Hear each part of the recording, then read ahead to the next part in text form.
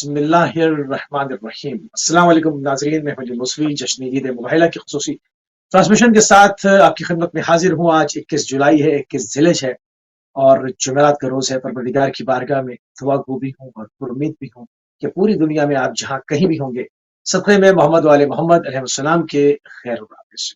ناظرین، آپ کو ہمارے پروگرام کے فارمیٹ کا علم ہے۔ ایام غدیر کے بعد ایام مباہلہ کی جو ہے وہ گزر رہے ہیں اور مباہلہ کی آمد ہے، تو ہماری خصوصی ٹرانسمیشن جب عید مباہلہ کے سلسلے میں جو ہے وہ آپ کے سامنے لے کر ہم حاضر ہوئے ہیں۔ اور یہ ایک ایسی قرآنی عید ہے، ایک ایسا قرآنی پیغام ہے جس میں اہل بیت علیہ السلام کے حق ہونے کو جو ہے وہ صریحاً جو ہے وہ بیان کیا گیا ہے۔ کیا کچھ کتابوں میں درج کیا گیا، کیا کچھ محدثین نے لکھا، کیا کچھ مورخین نے قلم بند کیا، ان تمام چیزوں کو لے کر آپ کی خدمت میں حاضر ہیں۔ اور ہمارے ساتھ اس پینل میں موجود رہیں گے صدر مجلس علماء شیعہ ہندوستان جناب علامہ سید قلبی عباس رضوی صاحب ہندوستان سے، اور ہمارے ساتھ تھوڑی دیر میں ہمیں جوائن کریں گے علامہ مرزا عسکری صاحب قبلہ کویت سٹی سے۔ اپنے معزز مہمان کی خدمت میں سلام بھی عرض کرتے ہیں قبلہ، اور آپ کے پروگرام میں خوش آمدید بھی کہیں۔ وعلیکم السلام ورحمۃ اللہ وبرکاتہ، حیاکم اللہ۔ جزاک اللہ قبلہ، جزاک اللہ۔ اور ناظرین، ہمیشہ کی طرح تمیدی گفتگو سے تھوڑا سا پروگرام کا آغاز کرتے ہیں تاکہ زیادہ ابواب، علوم کے زیادہ ابواب آپ کے اذان عالیہ پر روشن ہو جائیں فکری لحاظ سے، اور زیادہ پروگرام کو جو ہے وہ مجہد بنایا جا سکے، اس کے کینوس کو بڑا کیا جا سکے۔ سبب نزول آیت مباہلہ جو ہے وہ جو اس آیت میں اللہ نے جو لفظ استعمال فرمائی ہیں اس کی قبلہ تعلیق و تحلیل و تشریح فرما دیں ہمارے ناظرین کے لیے۔ لا حول ولا قوة الا باللہ العلی العظیم۔ اعوذ باللہ السمیع العلیم من الشیطان اللعین الرجیم۔ بسم اللہ الرحمن الرحیم، وصلی اللہ علی سید الانبیاء والمرسلین وآلہ الطیبین الطاہرین المعصومین المنتجبین، اما بعد۔ حاضرین، ناظرین، جالسین، مشارکین، مشترکین، مستمعین، سلام علیکم ورحمۃ اللہ وبرکاتہ۔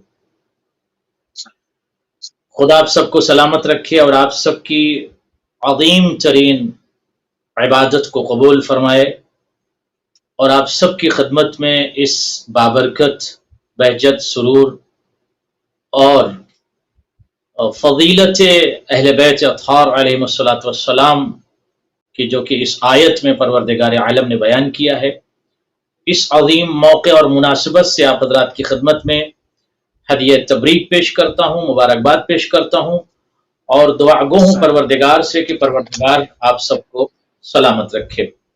آئیے آپ کی خدمت میں مسلسل اس آیت پر جو آپ کو سنتے رہتے ہیں، اور اس پر کافی نقاشات و حوارات اور دلائل اور براہین پیش کیے گئے ہیں۔ اس آیت کے متعلق کہ یہ آیت سبب نزول کیا ہے، ظاہر ہے کہ کوئی بھی آیت بغیر کسی سبب اور بغیر کسی مقصد، ایم، آبجیکٹیو اور بغیر کسی ہدف کے کوئی بھی آیت نازل نہیں ہوتی۔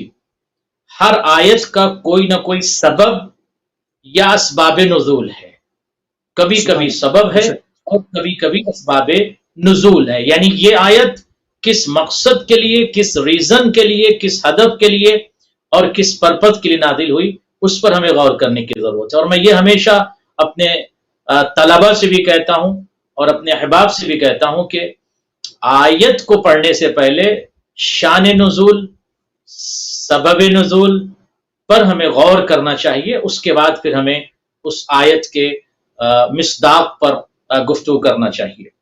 قرآن کی یہ آیت ہے کہ فمن حاجک فیہ من بعد ما جاءک من العلم فقل تعالوا ندعو ابناءنا وابناءکم وانفسنا وانفسکم ثم نبتہل فنجعل لعنۃ اللہ علی الکاذبین۔ آیت بہت عظیم ہے۔ میں دوبارہ اس لفظ کی تعلیل اور تشریح کے لیے اس آیت کو دوبارہ پڑھوں گا۔ فمن حاجک فیہ من بعد ما جاءک من العلم فقل تعالوا ندعو ابناءنا وابناءکم वनिसाअना वनिसाअकुम वअनफुसना वअनफुसकुम सुम्मा नब्तहिल फनजअल लानतल्लाहि अलल काज़िबीन। नाज़रीन हाज़रीन जरा गौर फरमाए, यानी फमन हाज्जका फीह मिन बाद मा जाअका मिनल इल्म, अगर वो जो दलाइल बराहीन इल्म इंफॉर्मेशन आने के बावजूद, ऐ नबियों के सुल्तान और सरदार, अगर ये ईसाई नजरान आपकी बात को कबूल नहीं करते, आपने दलील पेश किया ईसाइयों के सामने, नजरान के सामने, चूंकि ईसाई ये कहते थे कि हजरत ईसा इब्नुल्लाह हैं, नबियों के सुल्तान और सरदार ने कहा नहीं, हजरत ईसा की मिसाल जो कुरान में परवरदिगार ने बयान किया है हजरत आदम जैसी है। जैसे हजरत आदम को बगैर माँ बाप के खल किया है, इसी तरह हजरत ईसा को बगैर बाप के, बगैर पिदर के खल किया। अब जाहिर सी बात है कि जब ये गुफ्तगू होने लगी तो बहुत ये वफ्द जो आया था नबियों के सुल्तान से मिलने के लिए, इनको ईगो बहुत था। ये भी मैं दीबाचे में अर्ज कर दूं कि ये जो वफ्द आया था, मुसी साहब गौर कीजिएगा, ये जो वफ्द या डेलीगेशन जो आया था नजरान से ईसाइयों का, क्रिश्चियंस का, इनके अंदर ईगो था। ये दहाब और फिद्दा में डूबे हुए लिबास को पहन के आए थे। नबियों के सुल्तान और सरदार ने मुलाकात नहीं किया। इन्होंने सवाल किया कि सरदार अंबिया की बड़ी फजीलत मैंने सुना है, बहुत अखलाक सुना है, मोरालिटी को सुना, but why profit of peace is not going to meet us, क्यों हमसे मुलाकात नहीं कर रहे हैं? तो किसी ने कहा कि मौलाए मुत्तकियान से सवाल कीजिए।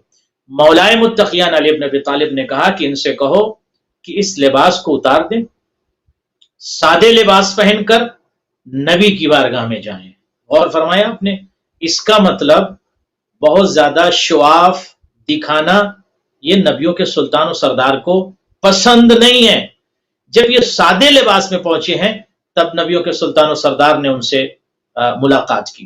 तो जाहिर है कि मैं ज़ुब्दतन अर्ज कर दूं कि निकाशात, हिवारात, गुफ्तगू और तमाम तालील और तालीकात को पेश करने के बावजूद जब ईसाइयों ने एक्सेप्ट नहीं किया, ऐसा नहीं है कि फौरन मुबाहला हो गया, मुबाहला फौरन ही नहीं हो सकता। पहले दलाइल, बराहीन, हिवारात, गुफ्तगू, मुनाकशा, मुकालमा, ये तमाम चीजें होती हैं। उसके बाद अगर खैर, तो जब ये एक्सेप्ट नहीं करते हैं, अब नबियों के सुल्तान और सरदार बैठे हुए थे कि आयत का नुज़ूल हुआ है, मेरे नबियों के सरदार, ऐ पैगंबरों के पैगंबर, अगर दलील आ जाने के बाद ये एक्सेप्ट नहीं करते तो इनसे अब ये कहो, क्या कहें? फ़क़ुल। अब यहां पर जो लफ्ज इस्तेमाल हुआ है ये सीग़े अम्र है, मुफरद है, इम्परेटिव है, सीग़े। इनसे कहो, क्या कहो? तालो नदो अब्नाअना व अब्नाअकुम, बुलाओ, पुकारो, आवाज दो, किसको? लेकर आओ। किसे लेकर आए? अपने बेटों को तुम लेकर आओ, अपने बेटों को हम लेकर आएंगे, वनिसाअना, हम अपनी औरतों को लेकर आएंगे, वनिसाअकुम, और तुम अपनी औरतों को लेकर आओगे, वअनफुसना वअनफुसकुम, और हम अपने अनफुस को लेकर आएंगे। अब यहां जरा ठहरने की जरूरत है। नफ्स जो है अरबी में कहते हैं जान को, उसकी जमा है अनफुस।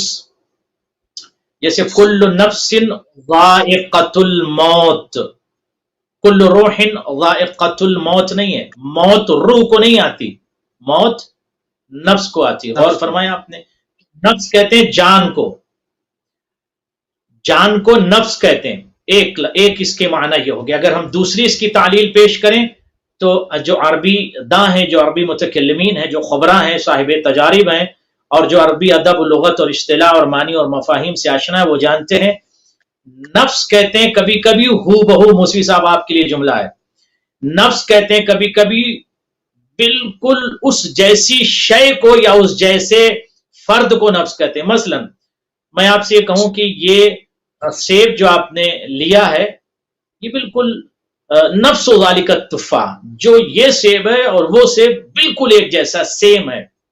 और फरमाया आपने नफ्सुश शै अरबी इस्तेमाल करते हैं। नफ्सुश शै का क्या मतलब? कहते हैं कि सेम चीज है, वही शय है, इसमें कोई फर्क नहीं है। नफ्सुश शै, नफ्सुश शै। और फरमाया आपने नफ्सुश शै है ये, यानी बिल्कुल उस जैसा जो हो या उस जैसी जो शय हो उसको कहते हैं नफ्सुश शै। तो यहां पर क्या है? अनफुसना, अनफुसना, हम अपनी जानों को लेकर आते हैं। खुदा की कसम, सलाम हो हज़रत से मौलाए मुत्तकियान पर कि यहाँ पर किबरिया ने, परवरदिगार ने, वहदहुल्ला शरीक ने अली इब्न अबी तालिब को जाने रसूल कहा है, नफ्स रसूल कहा है। जाने रसूल, नफ्स रसूल, जान का भी अगर तर्जुमा आप करेंगे तो नबी की जो जान हो उसे अली कहते हैं। नफ्सुश शय या नफ्सुन नबी, जो नबी जैसा हो, गौर कीजिएगा, अली नबी नहीं है, अली नबी नहीं है, बादन नबी है, मगर नबी जैसा जो हो उस जात को, उस शख्स को, उस फर्द को अली कहते हैं। इसीलिए तो शायद बिस्तर पैगंबर पर जब अली सोए थे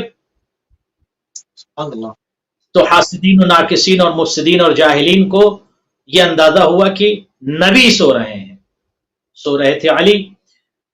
तो यहां पर जब बुलाया गया कि अपने बेटों को लेकर आओ, अब इस पर अगर हम गुफ्तगू करें तो काफी देर तक इस पर गुफ्तगू हो सकती कि अपने बेटों को लेकर आओ। अच्छा, ये जुमला मैं अहले बैत चैनल पर बहुत जिम्मेदारी के साथ अर्ज कर रहा हूं, गौर कीजिएगा, शायद नई बात हो।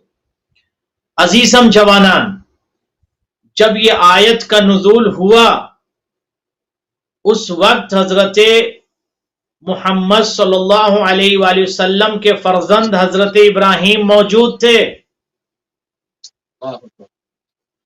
नबियों के सुल्तान और सरदार के फर्जंद हजरत इब्राहिम जिंदा थे, उनका भी इंतकाल नहीं हुआ था, मगर नबियों के सरदार और सुल्तान और पैगंबरों के पैगंबर हजरत इब्राहिम को मुबाहला में नहीं लेकर गए। लेकर किसको जाते हैं? अब ना अना, अब अपने बेटे इमाम हसन और इमाम हुसैन को। अब इस पर अगर हम तालिकात को पेश करें, अगर शायद इब्राहिम अलैहिस्सलाम को लेकर जाते, यानी अपने बेटे को लेकर जाते, तो उदबा, उकला, मुफस्सरीन और बहुत सारे ऐसे आदा या ऐसे अफराद जो कलम उठाते इसलिए थे कि अहले बैत के खिलाफ कुछ लिखें, वो ये लिख देते कि नबी का बेटा हजरत इब्राहिम गया था और उसमें इमाम हसन और इमाम हुसैन भी शामिल हो गए थे। तो इस तरह से फजीलत के वादियों से निकल के अदावत के दलदल में जाके इस तरह की रिवायत नकल कर देते। देखिए, नबियों के सुल्तान और सरदार को मसलहतन अपने बेटे को घर में बिठाना पड़ा और फर्जंद हजरत अली, इमाम हसन और इमाम हुसैन, जिसको नबी का बेटा कहा गया। अब यहां पर मेरे नाज़रीन, खुदा की कसम, सलाम हो ज़वात अहले बैत पर, सलाम हो हसनैन पर, सलाम हो अपने पैगंबर पर कि शरीयत ने, किताब ने, खुदा ने, कातिबे वही ने, अल्लाह ने, माबूद ने, मसजूद ने, रिवायत ने, आयत ने, तफसीर ने, तदबीर ने जिस फर्द को पैगंबर का बेटा कहा उसको इमाम हसन, उनको इमाम हसन और इमाम हुसैन कहा जाता है। तो अब यहां पर कोई निकाश की बहस नहीं रह गई है, यहां पर बेटे से मुराद इमाम हसन और इमाम हुसैन है। निसाना या हजरत फातिमा सलामुल्लाह। अच्छा, एक जुमला और अर्ज कर दूं, निसाना जो है वो जमा का सेगा है, जमा का सेगा होते हुए भी, प्लूरल सेगा होते हुए भी नबी चाहते बहुत सारी और निसा वहां मौजूद थी, खवातीन मौजूद थी। निसा का इस्लाक होता है औरतों पर, गौर कीजिएगा। इमरा अगर लफ्ज इस्तेमाल करें, जैसे इमरात नूहिन व इमरात लूत कुरान में आयत है, अगर किसी एक खातून के लिए लफ्ज इस्तेमाल हुआ तो अदब और लुगत और इस्तिलाह जाहिर है कि अदबा और अहले अरब जानते हैं, इमरा एक औरत को कहते हैं। तो इमरात नूह, इमरात लूत का लफ्ज इस्तेमाल हुआ तो यहां ये लफ्ज आ सकता था, मगर इमरा का लफ्ज नहीं, निसाना लफ्ज आया, जमा का सेगा इस्तेमाल किया। और कीजिएगा, अपनी औरतों को लेकर आओ, तो इसका मतलब मजाल है, जगह है, औरतों को शामिल किया जा सकता था, मगर किसी को शामिल न करना, ममलकत शरफ की शहजादी को ही सिर्फ लेकर जाना, इस बात की दलील है कि कायनात में अगर परवरदिगार आलम ने ममलकत इज्जत और शरफ और ताजीज और तब्जील और तौकीर और तनवीर की रईसा और अम्बला किसी को करार दिया है तो जात को, उस शख्सियत को हजरत बतूल सलामुल्लाह अलैहा कहते हैं। और अनफुसना व अनफुसकुम में मौलाए मुत्तकियान अली इब्न अबी तालिब की जात है, जिनको जाने रसूल कहा गया, जिनको नफ्स रसूल कहा गया। तो ये जाने रसूल और नफ्स रसूल आज मैं समझता हूं वादे हो गया होगा। जाने रसूल जो नबी की जान हो, नफ्स रसूल जो नबी जैसा हो, गौर कीजिएगा। उसके बाद सुम्मनब्तहिल, जाहिर है कि इस पर बड़ी तफसीर हो सकती, लेकिन मैं यहां ठहर जाऊंगा बस थोड़ा सा तर्जुमा करके, फिर बाद में इस पर तालिकात होगी इंशाअल्लाह। सुम्मनब्तहिल, फिर हम लानत करेंगे। اب آواز قدرت یہ جملہ نبی کا نہیں ہے، آواز قدرت ہے، ان سے کہو بیٹوں کو لے کر آئیں، ہم اپنے بیٹوں کو لے کر آتے ہیں، تم اپنے بیٹوں کو، ہم اپنی عورتوں کو، تم اپنی عورتوں کو، ہم اپنے نفس کو لے کر آتے ہیں، اپنی جانوں کو لے کر آتے ہیں، تم اپنے جانوں کو لے کر آؤ، ظاہر سی بات ہے۔ ثم نبتہل، اس کے بعد ہم ابتحال کریں گے۔ ابتحال کیا چیز ہے؟ ابتحال جو ہے وہ طلب لعن کو کہتے ہیں عربی میں، لعنت کے معنی میں ابتحال نہیں۔ انفسنا میں بھی گنجائش تھی، وہاں پر بھی صرف مولا امیر المومنین کو لے کر گئے، اور بھی تو بہت سارے تھے۔ ظاہر سی بات ہے کہ یہاں پر بھی پلورل کا صیغہ استعمال کیا ہے، جمع کا صیغہ استعمال کیا، گنجائش۔ جو لوگ مولا امیر المومنین کا لباس دوسرے کو پہنانے کی کوشش کرتے ہیں، وہ مسند پر بٹھانے کی کوشش کرتے ہیں، ان کو برابر لے کر آنے کی حتی الامکان کوششیں کی جاتی ہیں، مطلب وہ فضیلتیں جو مولا امیر المومنین کی شان میں نازل ہوئی وہ ادھر ادھر فٹ کی جاتی ہیں، تو اس وقت کیوں نہ لے کر گئے رسول؟ دیکھیے دو باتیں ہیں۔ پہلی دلیل یہ ہے کہ مجال رکھا، جگہ ہے، گنجائش ہے شامل ہونے کی۔ یہ نہیں کہہ سکتا کوئی کہ چونکہ ایک کو جانا تھا اس لیے فلاں نہیں جا سکے، فلاں نہیں جا سکے، چونکہ ابواب مغلق تھے، یہاں پر ابواب کھلے ہوئے تھے۔ اگر نہ لے جانا اس بات کی دلیل ہے کہ جانا صرف سچوں کو ہے، اور جانا اس کو ہے جو جانے رسول کو اور جو نفس رسول۔ السلام علیکم ورحمۃ اللہ۔ وعلیکم السلام موسی بھائی۔ جی نقوی صاحب خوش آمدید، بسم اللہ۔ اللہ صاحب آپ کو بھی سلام ہو، تو علی مدد۔ علیکم السلام علیکم۔ میں بتا رہے تھے تو ہم تو یہ جانتے ہیں قبلہ صاحب کہ باطل میں کہاں حق کا ولی ڈھونڈ رہے ہیں، باطل میں کہاں حق کا ولی ڈھونڈ رہے ہو، علی کے بغض میں جنت کی گلی ڈھونڈ رہے ہیں۔ ارے نجف میں، کربلا میں، مومن کے دلوں میں ہے علی، تم دین کے بگوڑوں میں علی ڈھونڈ رہے ہیں۔ سوال دو چھوٹے چھوٹے سے کرنے ہیں، بسم اللہ بسم اللہ، اور اس کی تھوڑی تفصیل رہیں گے۔ بسم اللہ۔ پہلا سوال تو یہ ہے کہ جب مولا رسول پاک جب لے کے گئے تھے مقابلہ میں اپنی پوری، میں ٹیم ہی کہہ سکتا ہوں اس دور میں، اپنی ٹیم کو لے کے گئے تھے، تو کیا اس وقت سب کو پتہ نہیں چل گیا تھا کہ پورے عرب میں بلکہ پوری دنیا میں ان سے بڑا سچا کوئی نہیں ہے، اور یہی سچے ہے؟ کیا یہ پروف نہیں ہے مبالغہ کا؟ ان سچوں کا رسول پاک نے خود دیا پروف کہ یہی سچے ہیں، اور ہمیں اس کے علاوہ اور کوئی سچا مل نہیں پایا۔ بڑے بڑے کتابوں والے، بڑے بڑے لوگ وہاں بیٹھے ہوئے، لیکن سچے یہ تھے۔ تو کیا یہ پروف کافی نہیں تھا ان لوگوں کے لیے جو آج آل محمد کی مخالفت بدر کیا ایک تو یہ سوال ہے۔ دوسرا میں آپ سے یہ پوچھنا چاہتا ہوں کہ ضابط ذل عشیرہ سے لے کر وہاں سے لے کر غدیر تک، غدیر سے لے کے خندق تک اور خیبر تک، ہر جگہ پہ جدھر دیکھا ہے علی علی نظر آئے، ہر جگہ پہ علی علی نظر آئے۔ تو یہ ساری چیزیں دکھا کے اللہ تعالیٰ نے علی کے ہاتھ سے، اور علی کو علی دکھا کے پھر رسول پاک سے جب یہ ہاتھ اٹھوا کے کہا کہ سارے تو گرنے تمغے ہیں، سارے تو علی کے پاس ہیں، اب اس کے علاوہ کوئی ہے نہیں، تو پھر غدیر سے انکار کرنا، کیا یہ رسول پاک کے فرمان کا انکار ہے یا اللہ کا انکار ہے؟ اگر ان دونوں کا انکار ہے تو پھر آج کا مسلمان کہاں کھڑا ہے؟ اس کا ایمان کہاں جائے گا؟ اس کا دین کہاں جائے گا؟ اس پہ تھوڑی سی اجازت میرے پاس۔ بالکل بہت اچھی، بہت خوبصورت بات جی، قبلہ بھائی والی بات ہے۔ اچھا دوسرے جہاں سچوں کی آپ بات کریں، اس میں اس چیز کو بھی اور ایڈ کر لیں، آیا اس لیول کا سچا نہ تھا جس لیول کے سچوں کو لے جانا تھا؟ یہ بھی تو بات ہے نا، ورنہ بزرگان تو وہاں بہت موجود تھے، بڑے بڑے ٹائٹل دیے ہوئے ہیں، اور وہ کیا کیٹیگری تھی؟ کیوں ملا نہیں؟ مولا امیر المومنین کے علاوہ کوئی ملا ہی نہیں۔ آیت جو ہے وہ صریحتاً اعلان کر رہی کہ فنجعل لعنت اللہ علی الکاذبین، لعنت جھوٹوں پر ہوگی۔ تو جانا اسی کو ہے جو مملکت صدق و صداقت کا رئیس ہو، جانا اسی کو ہے جس کے وجود سے آبشار صداقت بہتے ہوں، پھوٹتے ہوں، نکلتے ہوں، اسی کو جانا ہے۔ اب ظاہر سی بات ہے کاذب تو جا نہیں سکتا، نہ کاذب جا سکتا ہے نہ کذاب جا سکتا ہے. اچھا یہاں پر میں ایک جملہ اور عرض کر دوں, کاذب اور کذاب میں فرق ہے, غور کیجئے گا. آیت کیا کہہ رہی ہے؟ فَنَجْعَلْ لَعْنَةَ اللَّهِ عَلَى الْكَاذِبِينَ, کاذبین پر لعنت ہوگی, جھوٹوں پر لعنت ہوگی. کاذب اسے کہتے ہیں جو جھوٹ بولتا ہے مگر کبھی کبھی جھوٹ بولتا ہے, اور کذاب اسے کہتے ہیں جو زیادہ جھوٹ بولتا ہے اور کبھی کبھی سچ بولتا ہے. تو یہاں پر کاذبین ہے, غور کیجئے گا, یعنی جس نے زندگی میں جھوٹ بولا ہو وہ بھی لعنت میں شریک ہو جائے گا. بتائیے گا. اور فرمایا آپ نے تو جانا اسی کو ہے جس نے زندگی کے کسی موڑ پر کسی وقت بھی زندگی کے کسی گوشے میں کسی لمحے حیات میں کبھی جھوٹ نہ بولا ہو. اور کیجئے گا, کبھی جھوٹ نہ بولا ہو. اب فرض کیجئے کہ اگر آپ تقابل کرتے ہیں کسی ذات سے جس نے 40 سال تک کفر و نفاق اور جہالت کے دلدل میں حیوانیت میں ڈوبی ہوئی زندگی گزاری, آپ اس کا تقابل یا کمپیئر کرتے ہیں حضرت علی سے, تو عجیب سی جہالت ہے اور غیر عاقلانہ گفتگو ہے.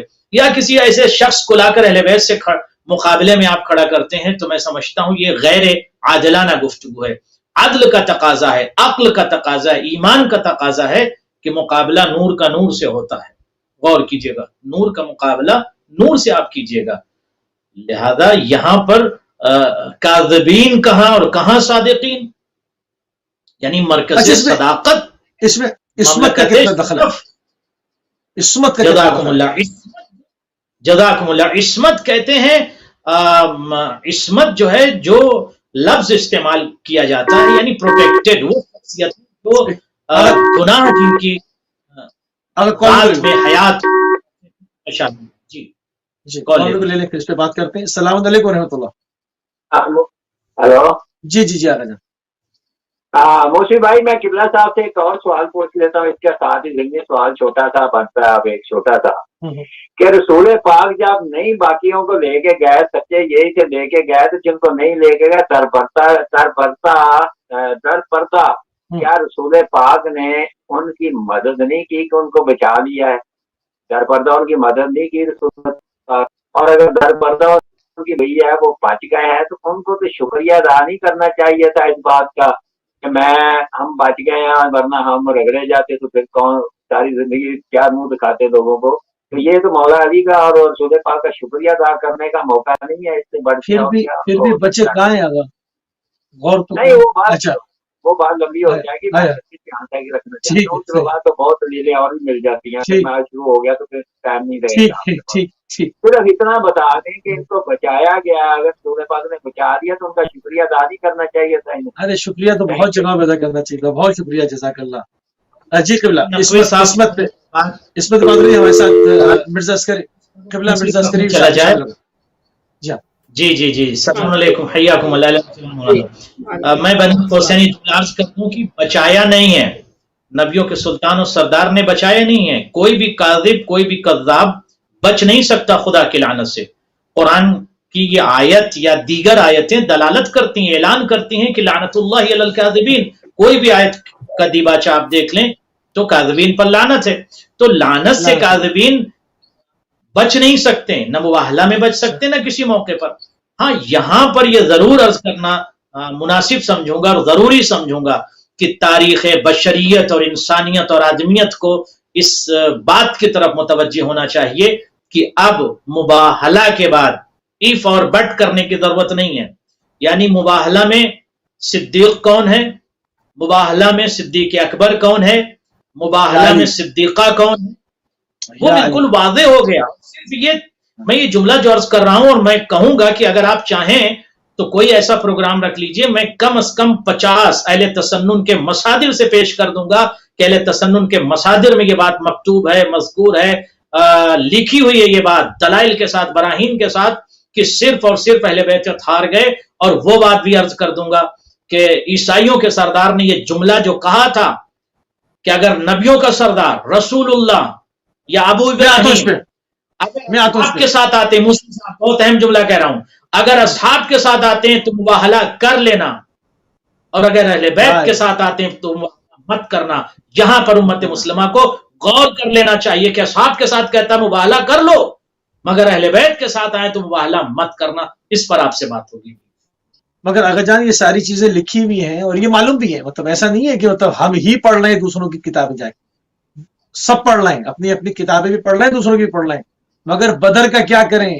اصل تو جڑ بدر ہے. اب بدر میں جو تلوار چلی اس کے زخم کہہ رہے ہیں، اس کا نہ میں کچھ کر سکتا ہوں نہ آپ کچھ کر سکتے ہیں. بہرحال اس پہ میں ابھی واپس آپ کی طرف آتا ہوں. قبلہ عسکری شعر پڑھ کر پھر مولانا سے سلام عرض کر لوں. دیکھیے میں یہ عرض کروں گا کہ ہم لوگ یہ لفظ استعمال کرتے ہیں جس کی قسمت پھوٹی ہوئی ہو یا جو لعنتوں کے دلدل میں رہنا ہی چاہتا ہو کہ سامنے وقت کا امام حسین کھڑے اور کہتے ہیں میں نبیوں کے سلطان و سردار کا بیٹا ہوں، مگر پھر بھی جو ہے وہ صحابی کا بیٹا ہے. کون ہے؟ عمر کون تھا؟ عمر ابن سعد کون ہے؟ سعد کا بیٹا عمر، سعد کا بیٹا عمر ابن سعد، اور سعد ابن ابی وقاص کون ہے؟ یہ صحابی کا بیٹا، مگر وقت کے امام کو قتل کر رہا ہے. تو میں ناظرین سے یہ کہتا ہوں اور تمام اپنے دیگر بھائیوں سے کہتا ہوں کہ آدمی بنتا ہے انسان علی کہنے سے، یا دوسرا جملہ عرض کر دوں کہ سلمان بنتا ہے انسان علی کہنے سے. اور فرمایا آپ نے علی کہنے سے، مشکلیں ہوتی ہیں آسان علی کہنے سے، یا علی غیر پہچان ہوتی ہے علی کہنے سے، علی کہنے سے مشکلیں ہوتی ہیں آسان علی کہنے سے. علی کہنے سے. تو سبحان اللہ. اسی موضوع پر آپ سے بات ہوگی انشاءاللہ. اسی لیے مولانا عسکری صاحب تشریف لا چکے ہیں. السلام علیکم اللہ. اہلا حبیبی. جی قبلہ اہلا وسہلا فی البرنامج. اہلا وسہلا فی البرنامج. آقا جان حجت ظاہرہ و حجت باطنہ میں کیا فرق ہے؟ اس کی ذرا تشریح فرمائیے تاکہ بات کو آگے لے جایا جا سکے. اعوذ باللہ من الشیطان الرجیم. بسم اللہ الرحمن الرحیم. الحمدللہ والصلاة اما بعد. میں سب سے پہلے اس عظیم مناسبت اور غدیر کے بعد دین کی حقانیت اور دین کی صداقت اور دین کی سچائی اور اہل بیت علیہم السلام کی آواز خراب آ رہی ہے آقا جان. عید مباہلہ آپ سب کو مبارکباد پیش کرتا ہوں. ناظرین کو بھی آقا جان آواز صاف نہیں آ رہی. موجود ہیں. آواز نہیں. عسکری صاحب آپ کی آواز صاف نہیں آ رہی. دوبارہ ری جوائن کیجئے جب تک ہم گفتگو کو آگے بڑھاتے ہیں. قبلہ یہاں پر جو عصمت سمجھانے کا اس سے زیادہ بہترین اور موقع کیا ہوگا جہاں پر واضح، کیونکہ لوگوں کو انبیاء کی عصمت سمجھ میں آتی ہے، ائمہ کی عصمت سمجھ میں نہیں آتی. اس قرآنی فیصلے کی روشنی میں عصمت سمجھانے کا، عصمت معصومین سمجھانے کا، عصمت ائمہ سمجھانے کا اور نادر موقع کون سا ہو؟ دیکھیے یہ بالکل اوضح اور بالکل روشن ترین آیت ہے. اب اس میں کوئی ڈیبیٹ کی ضرورت نہیں ہے. خود اگر آپ کہیں گے تو انشاءاللہ میں بعد میں یا کسی اور پروگرام میں ایک تفصیلی فہرست عرض کر دوں گا کہ جس پر فخر الرازی نے اور دیگر تمام مفسرین نے، معلقین نے، مدرسین نے، مفسرین نے اور ایسے افراد نے باقاعدہ واضح طریقے سے اس بات کو نقل کیا اور لکھا ہے کہ یہ آیت جو نازل ہوئی اس کا اختصاص صرف اور صرف اہل بیت اطہار سے ہے. یعنی یہ آیت نے صریحتاً اعلان کر دیا کہ صدیق کون ہے. اس آیت نے اعلان کر دیا کہ عصمت ضروری ہے. اب یہاں پر میں بین القوسین عرض کر دوں ناظرین، مباہلہ میں شریک وہی ہو سکتا ہے جو عصمت کے حصار میں جس کی زندگی گزری ہو، جو معصوم ہو. معصوم کہتے ہیں پروٹیکٹڈ، معصوم کہتے ہیں محفوظ عن الخطا، جس کی زندگی میں خطا کا کوئی شعبہ نہ ہو، معصوم عن الخطا ہو. غور کیجئے گا، صرف اور صرف معصومون علیہم الصلاۃ والسلام ہی شرکائے مباہلہ ہو سکتے ہیں. اب اس میں کبھی بھی کسی کو لانے کی ضرورت نہیں ہے. میں کسی پر کوئی گفتگو نہیں کر رہا ہوں، مگر مجھے یہ بالکل حق حاصل ہے کہ میں اہل بیت اطہار پر کھل کر یہ بات کروں، اور بالکل کرنا چاہیے. اس میں کوئی مجاملت سے کام نہیں لینا چاہیے اور کھل کر یہ بات کرنا چاہیے عزیزان گرامی کہ دنیا کا کوئی بھی فرد کتنا ہی بڑا اسے تعریف کر دے، دولت کے ذریعے سے، ثروت کے ذریعے سے، بکے ہوئے رائٹر کسی کو جتنا چاہے بڑھا دیں، مگر وہ عصمت کی وادی میں نہیں پہنچ سکتے. عصمت کی وادی میں صرف اور صرف اہل بیت اطہار کھڑے ہیں اور مباہلہ میں وہی جائیں گے جو عصمت کی وادی میں ہیں۔ اب یہاں پر جو میں نے جہاں پر بات روکی تھی، آپ غور کریں کتنا شاطر تھا، کتنا ہوشیار تھا، کتنا خبیر تھا، کتنا اخبر تھا وہ سردار اسقف، کتنا باخبر باہوش اور جانتا تھا۔ یہ تاریخ کے دامن میں اس کا لفظ آج تک محفوظ ہے کہ اگر نبیوں کے سردار و سلطان پیغمبروں کے پیغمبر ابو ابراہیم اگر اصحاب کے ساتھ آتے ہیں فباہلو، مباہلہ کر لینا، یعنی عجیب بات ہے، مباہلہ کر لینا۔ اس کا مطلب وہ جانتا تھا کہ اگر اصحاب ہوں گے تو عذاب نہیں آ سکتا، کیونکہ وہ معصوم نہیں ہے، وہ گنہگار ہیں۔ اس میں بٹ تھوڑی کوئی بھی صحابی کتنا بھی بڑا ہو مگر وہ معصوم نہیں ہے، کوئی بھی صحابی کتنا بھی بڑا ہو مگر وہ اہل بیت اطہار میں ان کی شمولیت نہیں ہے۔ کتنا عظیم جملہ کہا کہ اصحاب کے ساتھ اگر آئیں تو مباہلہ کرو، اہل بیت کے ساتھ آئیں تو مباہلہ مت کرنا۔ تاریخ کے جملے ہیں، عزیزم خدا کی قسم، سلام کرو عظمت اہل بیت پر، سلام کرو عظمت علی پر، سلام کرو عظمت بطول پر، سلام کرو عظمت حسین پر کہ نبیوں کا سلطان و سردار، عصمت کبریٰ کی مالکہ ملکہ حضرت بطول کو ساتھ لے کر، حسنین کو ساتھ لے کر، حضرت علی کو ساتھ لے کر جب مباہلہ کے لیے چلے ہیں، یہ نبی کا قدم، یہ علی کا قدم، درمیاں سیدہ، پھر سرز کر دوں، یہ نبی کا قدم، یہ علی کا قدم، درمیاں سیدہ، دم بدم دیکھ لو خالق، یا دیکھ لیں خالق دو جہاں کو گوارا نہ تھا کوئی زہرا کا نقش قدم دیکھ لے۔ اس نبوت کے نقش قدم پر عصمت نے قدم رکھا، عصمت کے نقش قدم پر امامت نے قدم رکھا، اور یہ عصمت کبریٰ کی ملکہ اور مالکہ اور عظیم شخصیت مباہلہ کے لیے جب چلی ہیں، خدا کی قسم آواز گونجی ہے، اور وہ آواز یہ تھی کہ کس نے کہا؟ سردار نے، ایسے ہم چہرے دیکھ رہے ہیں، انی لارا وجوہن، میں یہاں پر رو کر ایک جملہ اور عرض کر دوں، وجوہ کا لفظ استعمال کیا، وجہن نہیں کہا کہ میں ایسا چہرہ دیکھ رہا ہوں۔ اگر چہرہ دیکھتے تو مفسرین کہتے یار نبی کا چہرہ دیکھ کر اسقف نے یہ کہہ دیا، یا سردار عیسائی نے یا سردار نجران نے یہ کہہ دیا، نہیں، وجوہن پلورل لفظ ہے، ہم ایسے چہرے دیکھ رہے ہیں اگر یہ اشارہ کر دیں تو پہاڑ چلنے لگے، یہ پہاڑوں کو چلا سکتے ہیں، خدا کی قسم یہ پہاڑ۔ عیسائی سمجھ گیا کہ اشاروں سے یہ پہاڑوں کو چلا سکتے ہیں، افسوس ہے مسلمان اب تک نہ سمجھ پایا۔ آپ سے بدر کا معاملہ بہرحال آگے بڑھیں گے قبلہ استفادہ کریں۔ جی عسکری صاحب، آپ کے محضر میں وہی سوال، حجت الظاہرہ و حجت الباطنہ، اس کی تشریح فرما دیں۔ جی معذرت، نیٹ ورک کچھ پرابلم تھا اس لیے ڈسکنیکٹ ہوا۔ عرض یہ کر رہا تھا آپ کی خدمت میں کہ عموماً جب حجت باطنہ کا کنسپٹ آتا ہے، حجت ظاہرہ کا مفہوم تو معلوم ہے، حجت کا مفہوم کیا ہے وہ بھی سب جانتے ہیں، لیکن صرف میں اپنی بات کو کنیکٹ کرنے کے لیے عرض کر رہا ہوں۔ حجت کہتے ہیں دلیل کو، ایک ایسا پروف کہ جس کو ڈینائی نہ کیا جا سکتا ہو، جس کو ریجیکٹ نہ کیا جا سکتا ہو، جو برہان اور متقن عقلی دلیلوں پر قائم جو استدلال ہوتا ہے اس کو حجت کہتے ہیں، جس کو کوئی بھی ریجیکٹ نہیں کر سکتا، مگر یہ کہ ایک شخص معاند ہو، یعنی اس کو غلط ثابت نہیں کیا جا سکتا، اسے حجت کہتے ہیں۔ ہر وہ چیز، ہر وہ ریالٹی کہ جس کو کوئی بھی اپنی پوری توانائی، پوری قوت و طاقت کے بعد بھی، یعنی علمی قوت و طاقت کے بعد بھی، اپنی فکری قوت و طاقت کے بعد بھی اس کو غلط ثابت نہ کر سکے، اس کو حجت کہتے ہیں۔ ٹھیک ہے، یعنی اس کے خلاف دلیل نہیں لا سکتا، یہ حجت ہے۔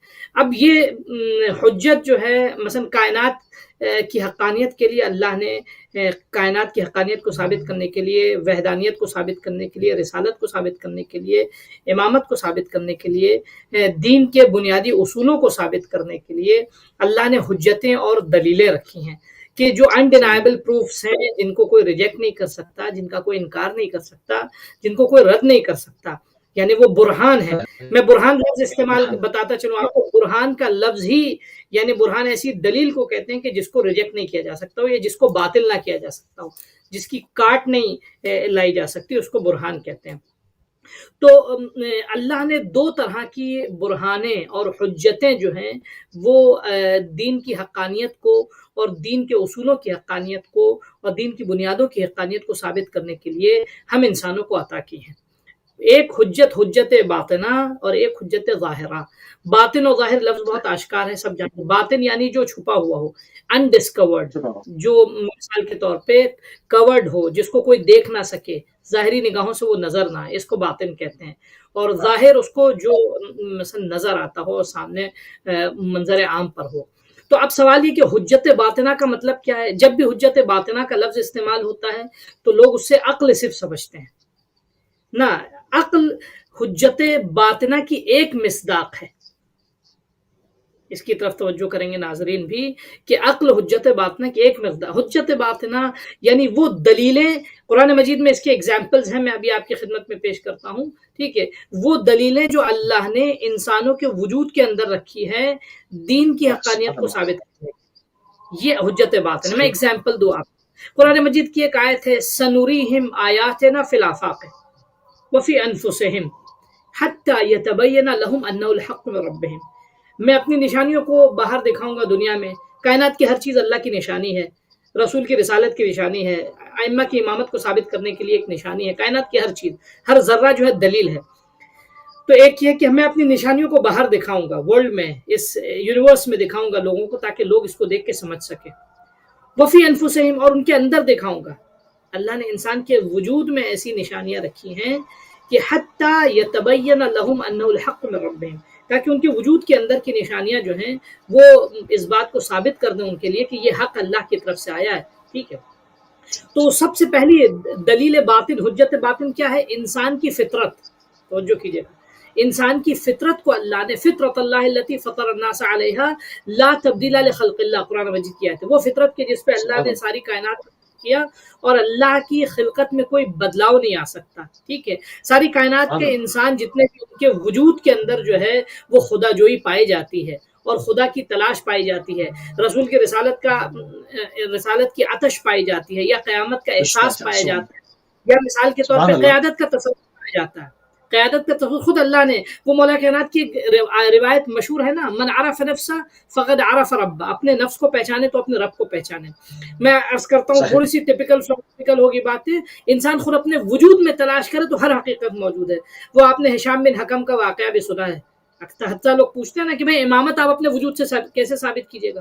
امامت کو ثابت کرنے کے لیے حجت باطنہ آپ کے پاس ہے کہ نہیں ہے؟ ہشام بن حکم نے اس کو ثابت کیا کہ ہاں یہ کیا نام ہے، امامت کو ثابت کرنے کے لیے وہ حجت باطنہ اللہ نے دے رکھی ہے. آپ وہ بصرہ کے بڑے مفتی اور عالم کے پاس پہنچے، مناظرہ، بہت معروف مناظرہ ہے. تو وہ سوال جو کیا تھا انہوں نے کہ بھئی آپ کی آنکھیں ہیں، آپ کے کان ہیں، اور قوت شام حواس خمسہ کے بارے میں سوال کیا. میں پریسائز کر رہا ہوں، بہت زیادہ ڈیٹیل میں نہیں جا رہا ہوں. ٹھیک ہے، آپ کے پاس یہ سارے حواس خمسہ ہیں، کہاں ہیں حواس خمسہ؟ کہ ان حواس خمسہ کو لیڈ کون کرتا ہے؟ ٹھیک ہے، تو انہوں نے کہا کہ ان حواس خمسہ کو جو ہے لیڈ کرتا ہے انسان کا قلب، کنٹرول کرتا ہے انسان کا قلب. یہ حواس خمسہ جب تک ان کا کنیکشن انسان کے مغز، قلب سے مراد یہاں وہ مرکز کے جو انسان کے کیا نام ہے مرکز فکر ہو، جو اعصاب کے درمیان میں رابطہ ایجاد کرتا ہے، قلب سے مراد یہ ہے، صرف یہ ہارٹ مراد نہیں ہے. تو پھر انہوں نے فرمایا کہ اللہ نے انسان کے وجود میں سارے اعضاء کو وجود کے کنیکٹ کرنے کے لیے ایک مرکز رکھا، ایک امام اور ایک ہادی رکھا ہے. تو اس دنیا کو کیسے امام و ہادی سے چھوڑ سکتا ہے اللہ؟ ٹھیک ہے، تو یہ ان کا مناظرہ تھا. امام رضا علیہ السلام، امام صادق علیہ السلام نے کہا بھی تھا ان سے، ھذا ناصرنا بیدہ، یہ ہمارے ناصر ہیں اپنے ہاتھ اور اپنی زبان سے، اپنے وجود سے گویا. تو کہنے کا مقصد یہ کہ انسان کے وجود میں دین کی حقانیت کو پروف کرنے کے لیے اندر جو دلیلیں اللہ نے رکھی ہیں، ان دلیلوں کو کہا جاتا ہے حجت باطنہ. ان دلیلوں کو کہا جاتا ہے باطنی دلیلیں، یعنی انسان کی فطرت میں ایمان بھی ہے، فطرت میں توحید بھی ہے، فطرت میں رسالت بھی ہے، فطرت میں عدل بھی ہے، فطرت میں قیامت بھی ہے. ساری چیز انسان کی فطرت میں، یہ حجت باطنہ ہے. حجت ظاہرہ یعنی یہ امام رسول جو باہر سے اللہ نے بھیجے. اور یاد رکھیے گا، یہ حجت ظاہرہ یعنی ظاہری حجت اس وقت تک مؤثر نہیں ہوگی جب تک انسان کا باطن اس کا ساتھ نہ دے. میں آپ کی خدمت میں ایک ایگزامپل دوں، بڑی معروف آیت ہے سورہ بقرہ کی، آپ سب پڑھتے ہیں. بسم اللہ الرحمن الرحیم، پہلی آیت، اعوذ باللہ من الشیطان الرجیم، بسم اللہ الرحمن الرحیم، الف لام میم ذالک الکتاب لا ریب فیہ ھدی للمتقین. الف لام میم یہ حروف مقطعات ہیں. یہ وہ کتاب ہے کہ جس میں کوئی ڈاؤٹ و شک نہیں ہے اور یہ پرہیزگاروں کے لیے ہدایت بن کے آئی ہے. خوب علماء نے اس پہ ڈسکس کیا، ڈیبیٹ کیا کہ یہاں جب ایک انسان پرہیزگار ہے تو اس کی ہدایت کا کیا مفہوم ہے. تو وہاں علامہ طباطبائی بھی فرماتے کہ یہاں ہدایت سے مراد وہ فطری ہدایت جو اللہ نے انسان کے وجود میں دی ہے. ظاہری رسول کی رسالت کے اعلان کے بعد اگر یہ انسان کے اندر پرہیزگاری اور تقوی نہ ہوا کہ وہ اس کی فطرت اور اس کا باطن کہ جو اس بات کی تصدیق کر رہا تھا. میں اگزامپل دوں آپ کو کہ آپ دیکھیں قرآن اگزامپل ہے. قرآن مجید میں مثلا یہودیوں کا تذکرہ ہے، اہل کتاب کا تذکرہ ہے. قرآن کیا کہتا ہے؟ یعرفونہ کما یعرفون ابناءہم، یعنی ان کی فطرت اور ظاہری جو علامات تھی اس کی بنیاد پر بھی وہ فطری طور پہ بھی اور ظاہری علامات کی بنا پر بھی قانے تھے اور پہچانتے تھے رسول خدا کو، لیکن اپنی باطنی حجت کا انہوں نے انکار کیا، اس کی طرف توجہ نہیں دی، جس کی بنیاد پر ظاہری رسول کا بھی اقرار نہ کر پائے. تو جب تک انسان اپنے باطنی اور اندر فطرت میں موجود جو ہے وہ حجت اور برہان کی طرف توجہ نہیں کرے گا اور اس کی حقانیت پہ ثابت قدم و پابرجا نہیں رہے گا، ظاہری رسول ظاہری امام جس قدر بھی ہدایت کرتا جائے انسان جو ہے اس کی ہدایت پہ گامزن نہیں ہو سکتا. میں ایک اور ایگزامپل دوں، بڑی یہ ساری چیزیں آپس میں کنیکٹڈ ہیں اگر ان کی طرف اس زاویے سے غور کریں. آپ دیکھیں کبھی کبھی یہ باطنی رسول کے اوپر لیئر آ جاتی ہے، پردہ آ جاتا ہے، حجاب آ جاتا ہے، تو ظاہری رسول جتنی بھی باتیں کرے وہ انسان کو سمجھ میں نہیں آتی ہے. امام حسین اس کی بہترین دلیل ہے. امام حسین فرزند رسول کیا کہتے ہیں؟ تمہارے بطون جو ہے وہ حرام سے بھرے ہوئے. یعنی کیا مطلب؟ تمہارے پیٹ حرام سے بھرے ہوئے ہیں. یعنی یہ نجاست خوری، حرام خوری جو ہے یا باطل خوری جو ہے وہ انسان کے نفس پہ ایک حجاب لے آتی ہے، ایک پردہ لے آتی ہے. پھر ظاہری رسول، ظاہری امام، ظاہری ہادی جو بھی ہدایت کرتا ہے وہ انسان کے نفس پہ اس کا اثر نہیں ہوتا ہے. تو باطنی حجت اور ظاہری حجت یہ دونوں اپنے آپ میں انسان کو حق کی طرف پہنچاتی ہیں اور یہ بہت زیادہ انٹر کنیکٹڈ ہیں. اگر باطنی حجت انسان کے لیے معاون نہ ہو تو ظاہری حجت جو ہے وہ انسان کے لیے کارآمد نہیں ہو سکتی، انسان ہدایت نہیں ہو سکتا. آئی تھنک ظاہری اور باطنی حجت کا یہ واضح ہو گیا ہوگا. سبحان اللہ، بہت خوبصورت طریقے سے قبلہ نے حجت ظاہرہ اور حجت باطنہ کے اوپر جو ہے وہ دلیلیں پیش کی، مثالیں پیش کی. موسوی بھائی میں عرض کرتا چلو علی بھائی کہ مثلا اب اس کے مصادیق میں ظاہری حجت کے مصادیق میں بہرحال رسول ہیں، انبیاء ہیں، اور ظاہری حجت کے مصادیق میں مثال کے طور پہ معصومین علیہ السلام ہیں، صدیقہ طاہرہ سلام اللہ علیہ، حجت بالغہ، حجت کبریٰ. مثال کے طور پہ جتنے بھی خاصان خدا ہیں یہ مثلا درجہ اول پہ یہ اللہ کی ظاہری حجتیں ہیں کہ جن کی ہدایتیں اس وقت مؤثر ہوگی کہ جب انسان اپنی باطنی حجت کو بروئے کار لے کر لائے گا. بالکل صحیح، بالکل صحیح. قبلہ عباس صاحب آپ کی طرف پڑھیں گے. عیسائیوں کے سردار کا پیغام آپ نے پیش کیا. جو عمر سعد ہے، سعد بن ابی وقاص کا بیٹا، جو کربلا میں قاتل امام حسین علیہ السلام کہا جاتا ہے، ایک یزیدی فوج کا کمانڈر. اس کے باپ کے درمیان، عمر کے باپ کے درمیان ساتھ اور ابو سفیان کے ساتھ جو گفتگو ہوئی مباہلہ کے ضمن میں، وہ ذرا بیان فرمائیں. جزاکم اللہ خیر الجزا. بہت ہی امپورٹنٹ یہ روایت ہے، بہت ہی اسینشل، بہت ہی ضروری ہے. میں چاہوں گا کہ ناظرین، مشاہدین، مشترکین، مستمعین ذرا غور سے سنیں. یہ روایت ہے عامر سے. عامر کون ہے؟ عامر ابن سعد. غور کیجئے گا. اور سعد کون ہے؟ ابی وقاص کا بیٹا ہے. اس نے روایت کیا ہے کیا کہ ایک دن، یعنی قال معاویہ لابی، یعنی ابن سفیان نے میرے باپ سے کہا، اور فرمایا آپ نے، یعنی عمر ابن سعد ابن ابی وقاص، ایک تسلسل ہے. ہاں، پورا تسلسل ہے. ابن سفیان نے پوچھا کہ کیا وجہ ہے کہ تم حضرت علی پر لعن طعن نہیں کرتے؟ میں تو کرتا ہوں. یعنی ابن سفیان یہ جملہ کہہ رہا ہے. اور فرمایا آپ نے، ابن سفیان نے یہ جملہ کہا، سفیان کے فرزند نے یہ جملہ کہا، یزید کے باپ نے یہ جملہ کہا کہ تم لعن طعن کیوں نہیں کرتے حضرت علی پر؟ قال سعد، اب سعد نے یہ جملہ کہا، غور فرمایا آپ نے، سعد کون ہے؟ عمر کا باپ ہے، عمر ابن سعد، سعد ابن ابی وقاص، ابی وقاص کون؟ صحابی، غور کر لیجئے گا ناظرین۔ اب یہاں پر سعد نے یہ جملہ کہا، کیا جملہ کہا؟ کہتا ہے کہ میں نے روایت کو سنا ہے۔ کون سی روایت کو؟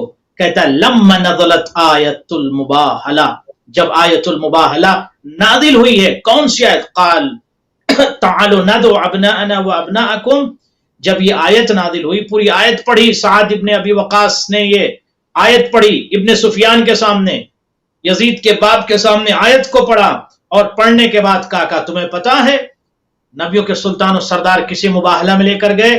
کہا کسے؟ کہا علی، حضرت فاطمہ، حضرت حسن و حضرت حسین۔ اور اس کے بعد یہ جملہ سعد نے کہا، پھر نبیوں کے سردار نے کہا ہاؤلائے اہلی، غور کیجئے گا یہ میرے اہل بیت ہیں۔